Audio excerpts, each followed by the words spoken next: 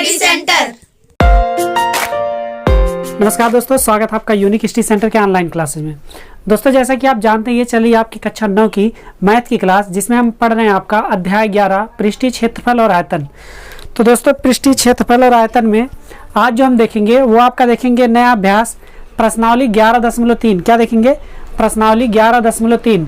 तो दोस्तों, अगर पीछे के वीडियो आप लोगों ने नहीं देखा है तो सबसे पहले आप जाइए डिस्क्रिप्शन बॉक्स में, यहाँ जाके आप क्या कर सकते हैं, पीछे के भी वीडियो देख सकते हैं। तो चलिए आइए क्या करते हैं, लेते हैं सबसे पहला क्वेश्चन। ये क्वेश्चन शुरू करने से पहले जान लीजिए, इसमें हम जो पढ़ेंगे वो पढ़ेंगे शंकु के बारे में। किसके बारे में पढ़ेंगे दोस्तों? शंकु के बारे में पढ़ेंगे। अब ये शंकु होता क्या है, शंकु में क्या क्या निकलता है, सारी चीज़ें हम शंकु की यहाँ लिख देते हैं। क्या क्या होता है सब कुछ बता देते हैं, ठीक है। तो जैसे देख रहे हैं यहाँ पे, ये आपको शंकु दिख रहा होगा, ठीक है। चलिए एक शंकु हम क्या करते हैं, हाथों से ड्रा करते हैं। चलिए देखिए, शंकु।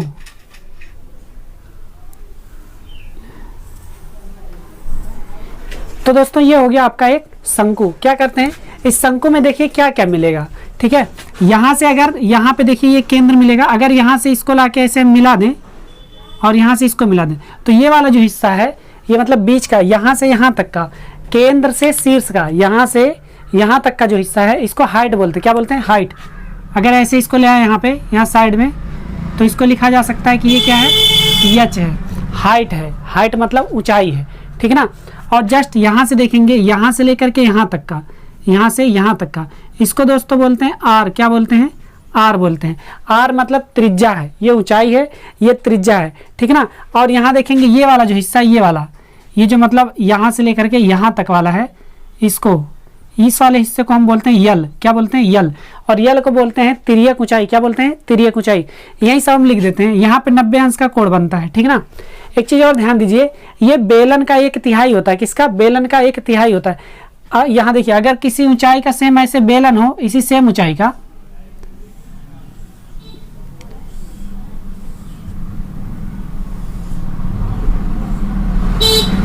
सेम ऊंचाई का ऐसे बेलन हो, तो 3 जितना बेलन का आयतन होगा, ठीक है ना, या शंकु का जितना आयतन होगा उसमें 3 का गुणा कर देंगे, बेलन का आयतन हो जाएगा। यहाँ जैसे फिगर आप देख रहे हैं, 3 बार शंकु को अगर गला के बेलन में रखा जाएगा तो बेलन के आयतन के बराबर होगा। इसका मतलब ये हुआ कि अगर बेलन का आयतन x रहेगा तो इसका आयतन क्या रहेगा, x/3 रहेगा, ठीक है ना। शंकु का आयतन x/3 रहेगा। सबसे पहले लिखते हैं यहाँ क्या क्या है, ठीक है। देखिए, आर को दोस्तों बोलते हैं त्रिज्या। क्या बोलते हैं? त्रिज्या बोलते हैं, ठीक है ना। यच को बोलते हैं ऊंचाई। क्या बोलते हैं? ऊंचाई बोलते हैं। जो यहाँ पे है यच को ऊंचाई बोलते हैं। यच यहाँ पे भी रहेगा, आर यहाँ पे भी रहेगा, ठीक है ना। ये क्या रहेगा? आर रहेगा, इसको त्रिज्या बोलेंगे। और ये वाला ऊंचाई सेम ऐसे, ये वाला भी ऊंचाई है, ठीक है ना, ऊंचाई रहेगा। और देखिए क्या यल है, यल को दोस्तों हम लोग बोलते हैं तिर्यक ऊंचाई। क्या बोलते हैं? तिर्यक ऊंचाई, ठीक है ना। इतनी चीजें होती है शंकु में। तो क्या करते हैं, शंकु में ये चीजें देख ली है, और ये कैसे 1/3 होता है ये भी जान लिया आपने। तो दोस्तों देखेंगे हम, यहाँ पे जो निकला आर त्रिज्या है, ऊंचाई है, और यल है तिर्यक ऊंचाई है। हमको जो पढ़ना है इस अभ्यास में, वो पढ़ना है हमको इस शंकु के बारे में। किसके बारे में? शंकु के बारे में। तो देखते हैं, यहाँ लिखते हैं शंकु। दोस्तों, शंकु को इंग्लिश में कोन बोलते हैं। क्या बोलते हैं? कोन। कोन बोलते हैं। कोन मतलब होता है शंकु। अब अगर शंकु नहीं जानते तो आप जान लीजिए, आप जब वो कुल्फी वाला था, कुल्फी खाए है ना, हाँ, तो उसको क्या कहते हैं? शंकु कहते हैं, जिसमें वो भरा जाता है, मलाई भरा जाता है। जैसे ये देख रहे हैं, इसको भी कोन बोला जाएगा। वैसे पॉपकॉर्न वाला है ना, तो ये भी कोन बोला जाएगा, लेकिन ये थोड़ा शंकु टाइप का नहीं है, फिर भी ये शंकु ही है, इसको गोल मानते हैं। तो ये जो भरा जाएगा इसमें, हम लोग ऐसे खाते नहीं है वो, हाँ, तो उसी को क्या बोलते हैं? कोन बोलते हैं, शंकु बोलते हैं, ठीक है ना। और भी शंकु कई प्रकार के, तो इधर देखिए ये सब शंकु है, जोकर की टोपी वगैरह सब दुनियादारी तमाम चीज़ें। शंकु के बारे में हम लोग थोड़ा सा पृष्ठीय क्षेत्रफल के बारे में इससे पहले हम लोग पढ़ चुके हैं, ठीक है ना।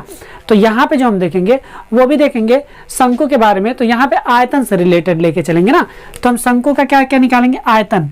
देखिए, शंकु का आयतन जो होता है, लिखेंगे शंकु का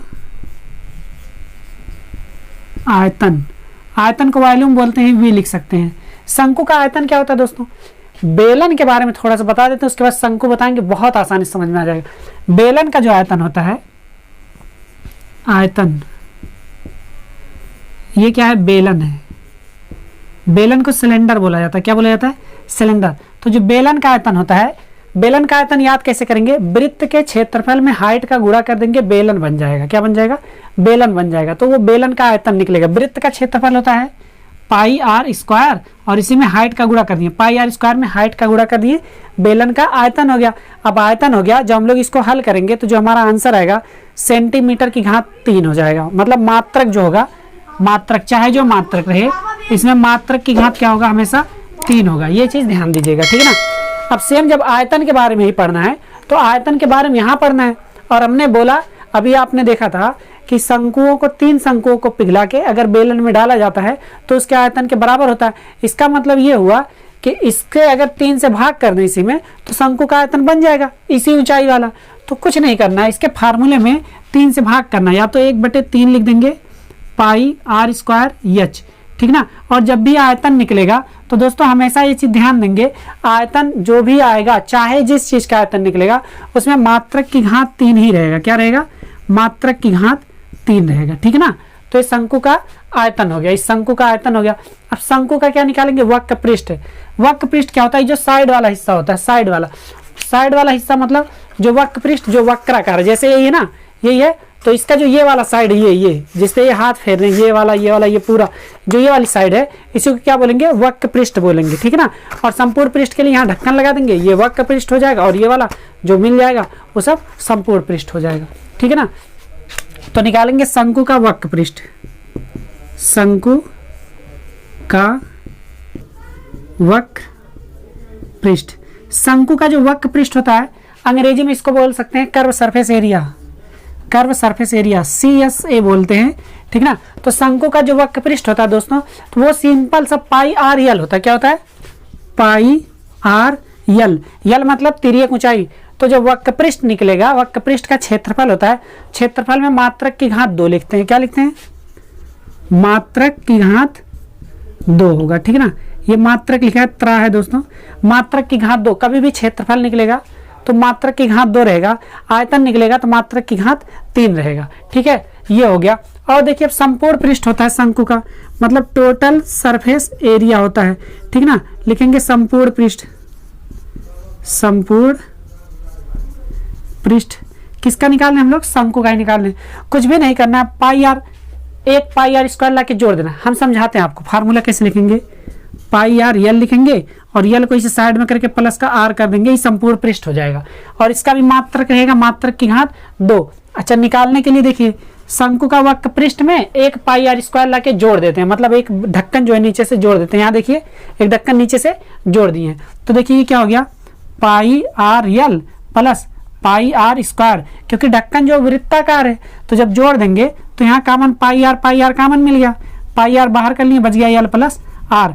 तो मतलब अगर देखा जाए शंकु का संपूर्ण पृष्ठ तो पाई आर ब्रैकेट में यल प्लस आर होता है। तो ये हो गया शंकु के बारे में थोड़ा सा इंट्रोडक्शन, ठीक है ना। अब अगर इंट्रोडक्शन समझ में आ गया हो तो चलिए आपके क्वेश्चन की तरफ चलते हैं और देखते हैं। सबसे पहला क्वेश्चन आपके प्रश्नावली 11.10, तो क्वेश्चन नंबर 1 पढ़ते हैं। सबसे पहले अगर आप नया वीडियो को लाइक कर दिए, चैनल पर नए चैनल को जरूर सब्सक्राइब कर दीजिए। चलिए देखिए पहला क्वेश्चन कह रहा है, उस लंबवृत्तीय शंकु का आयतन ज्ञात कीजिए जिसकी, उस लंबवृत्तीय शंकु का आयतन ज्ञात कीजिए जिसकी त्रिज्या 6 सेंटीमीटर, ऊंचाई 7 सेंटीमीटर है। तो शंकु का आयतन क्या होता है, 1/3 पाई आर स्क्वायर एच। क्या होता है, 1/3 पाई आर स्क्वायर एच। लिखेंगे शंकु का आयतन बराबर, शंकु का आयतन बराबर 1/3 पाई आर स्क्वायर एच। और आपके देखिए क्वेश्चन में लिखा है, जब तक अन्यथा ना कहा जाए, पाई बराबर क्या लेना, 22/7 लेना है। तो यहाँ रख देते हैं 1/3, पाई का मान रखते हैं 22/7। आर स्क्वायर, आर मतलब त्रिज्या, तो 6 लिख देंगे, 6 गुणे 6, आर स्क्वायर मतलब 2 बार 6, एच, एच कितना, हाइट कितना है, 7 है। तो दोस्तों कितना लिख देंगे, 7 लिख देंगे, ठीक है ना। सब सेंटीमीटर में है तो सेंटीमीटर में ही हो गया।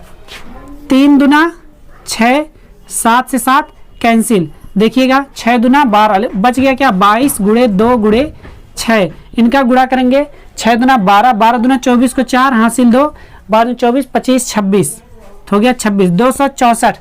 अब देखिए हम लोग क्या निकालने हैं, आयतन निकालने, क्या निकालने, आयतन। तो आयतन में मात्रक की घात 3 होता है, सेंटीमीटर में है तो 264 सेंटीमीटर क्यूब, ये क्या हो जाएगा, आंसर हो जाएगा। ठीक है ना दोस्तों, आंसर आ गया।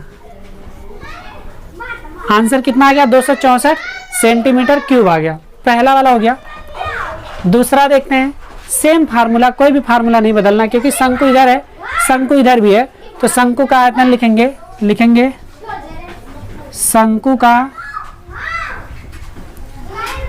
आयतन बराबर 1/3 पाई आर स्क्वायर एच। क्या होता है, pi r square H, pi r square H.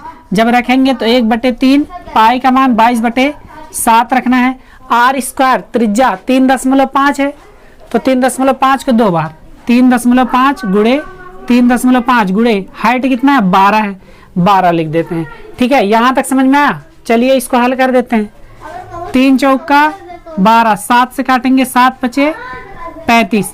देखिए बचा क्या, 22 गुणे 0.5 गुणे 3.5 गुणे 4। अब दोस्तों एक चीज ध्यान दीजिएगा, जहां भी आपको 5 मिलेगा, हमने पीछे की वीडियो में भी बताया है, जहां भी गुणा में 5 मिल जाए उसका गुणा हमेशा सम संख्या से कर देते हैं। इससे हमको 0 प्राप्त होता है, और 0 प्राप्त होता है तो गुणा करने में आसानी हो जाती है। ठीक है ना, तो चलिए 5 का गुणा कर दीजिए, 5 चौका 20 में। देखिएगा जरा, 0.5 का गुणा 4 में कर दीजिए, कितना हो गया, 20 हो गया। एक अंक पे दशमलव मतलब 2 आ गया। ठीक है ना, देखिएगा ध्यान से, तो यहाँ पे 2 आ गया। हाँ, अब 2 का गुणा 3.5 में करेंगे, जब 3.5 में मतलब 3.5 में 2 का गुणा करेंगे 7 हो जाएगा। 7 दूना 14 को 4 हासिल 1, 7 दूना 14 और 1 15, 154 आ गया। ठीक है ना, अब यहाँ हम इसको गुणा करके भी दिखा रहे हैं कैसे कैसे हो रहा है। सेंटीमीटर है तो क्या हो जाएगा, घन सेंटीमीटर, क्योंकि हम लोगों ने आयतन निकाला है। दोस्तों अब इसमें एक चीज देखिए आप, यहाँ हमने सेंटीमीटर की घात 3 लिखा, यहाँ घन सेंटीमीटर लिखा, दोनों सेम है, कोई भी अंतर नहीं। चाहे आप घन सेंटीमीटर लिखिए, चाहे सेंटीमीटर के ऊपर 3 लिखिए, घात 3 का मतलब घन ही होता है।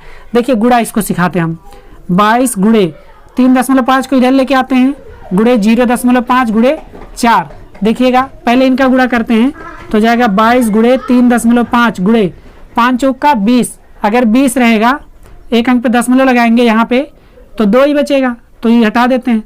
अब देखेंगे 22 गुणे 2 का गुणा इसमें करिए, 2 पंचे 10 को 0 हासिल 1, 2 3 6 और 1 7। एक अंक पे दशमलव लगाएंगे तो ये हट जाएगा, बचेगा 7। 7 दूना 14 को 4 हासिल 1, 7 दूना 14 1 15, 154। ठीक है ना, तो यहाँ से ये गुणा आया था।